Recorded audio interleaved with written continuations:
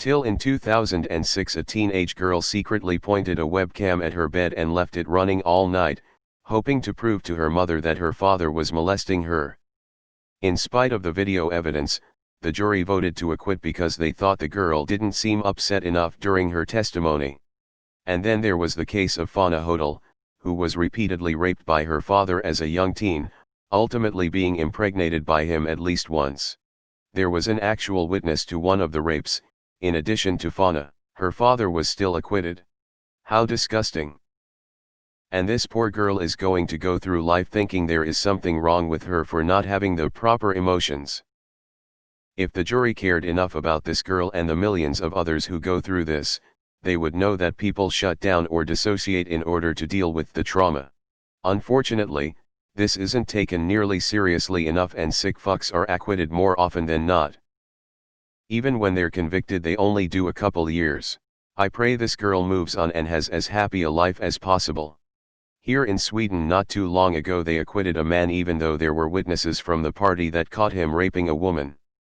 They thought that because she laughed during the testimony she couldn't have been too sad about it. She laughed as a nervous reaction in between bursts of crying. Are you fucking kidding me? The world is a fucked up place. Nothing makes me feel more secure and comfortable than knowing a jury of my peers is patiently waiting to be guided by the nose in case I'm ever put on trial. 50% of America reads at or below an 8th grade level. More detail about this analysis technique asterisk.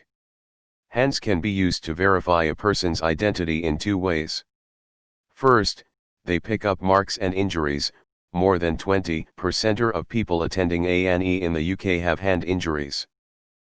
Second, it has inbuilt morphological features which are unique to the individual, fingertip whorls, palm prints, and vein patterns.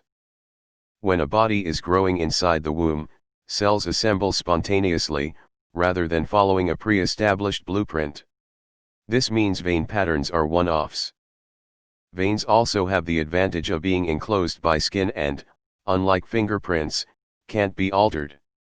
Black analyses mainly the backs, or the dorsum, of hands, as these tend to be predominantly visible in the footage she works with in criminal cases.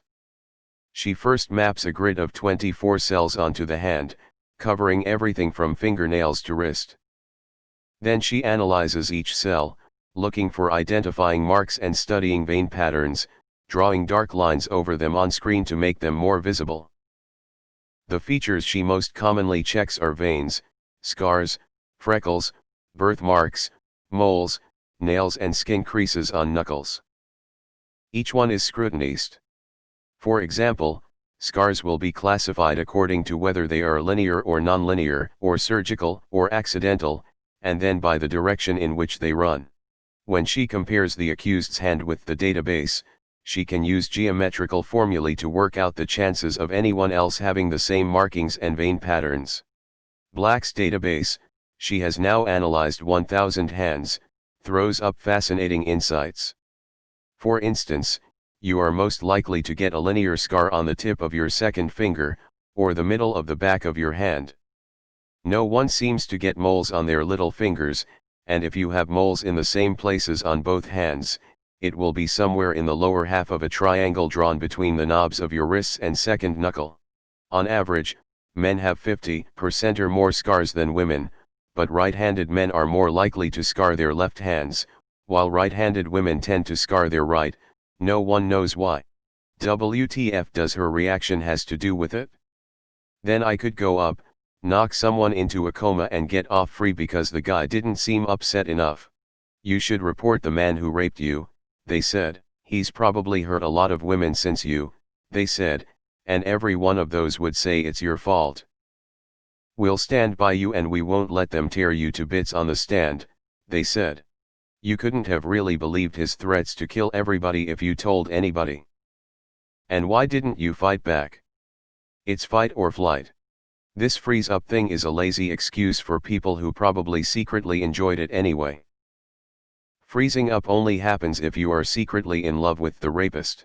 Stockholm Syndrome they call it. Is this why you don't really like sex anymore? If you had fought back, you wouldn't have had to have the surgical rectal repairs or take HIV and other screening tests. The very fact that you didn't fight back just means we think you're lying, they said. That's what they said. They were my family. This shows the utter callousness and stupidity of people when it comes to victims of abuse to act like. A lack of emotion is sometimes a coping mechanism just to get through the day. Sue Black, who has spearheaded the development of forensic hand identification after this case, is a genius, and the science has come in a long way in just a few years, resulting in convictions of some of the worst child abusers in the UK if not the world. If you want to hear her discuss the science, she goes into detail in this podcast. https://www. BBC. Co. UK/program/M0009KSP. And yet, if she was a hysterical mess about it, they would have discounted it as being overly emotional. They clearly can't take the word of somebody who is too emotional to speak clearly. Edit, which is one of the many reasons I never pressed charges.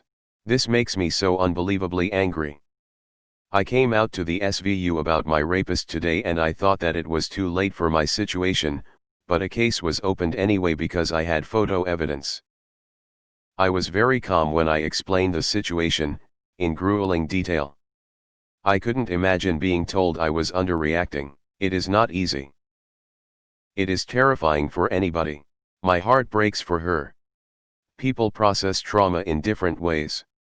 I'm sorry, what? That's rape? If she is a minor, it's not consensual no matter what, so why are they even talking about whether she's upset enough? I'm hoping a movement will start over this. Sexual assault and rape cases are a joke in the eyes of the justice system? That title isn't quite correct. The father denied it and the prosecution was unable to prove it was him as only the arms were shown. The prosecutor speculated that the jury didn't believe her because she wasn't upset enough. A pretty reasonable and non-agenda posting discussion here. Each to their own, but I don't know why UP has copped some downvotes in the comments. Everyone saying it was just a hand and not evidence. But after studying the footage, Black noticed something that had escaped her before. The veins on the back of the man's hand were visible. In the dark, the camera had reverted to infrared mode, and in those conditions the deoxygenated blood in veins shows up as black lines. Black, an expert in anatomy, knew that hand vein patterns are unique from person to person, even in identical twins. She asked the police to take photographs of the father's hand and forearm. The vein patterns matched. They had some evidence even with just the head and arms that it was the father, yet he was still acquitted. Edit, somebody's probably already pointed this out at this point, but I haven't read all the comments. I was the victim of sexual assault by my stepfather. Many years ago it went to trial. I testified to everything that happened, well, most of it. He got on the stand and testified and apparently admitted to some parts. I was not in courtroom. He was given a polygraph test. The results were inadmissible, but it was a state trooper who conducted the test. My stepfather admitted to him what happened. The trooper testified to that admission. Not guilty on all accounts. The jury said I did not appear shaken or upset enough and I did not make enough eye contact with them to be believable. Oddly enough, I now practice criminal defense. I sometimes remind myself when going to trial that you never know what will happen. I knew for absolutely certain something happened and yet the jury still said not guilty.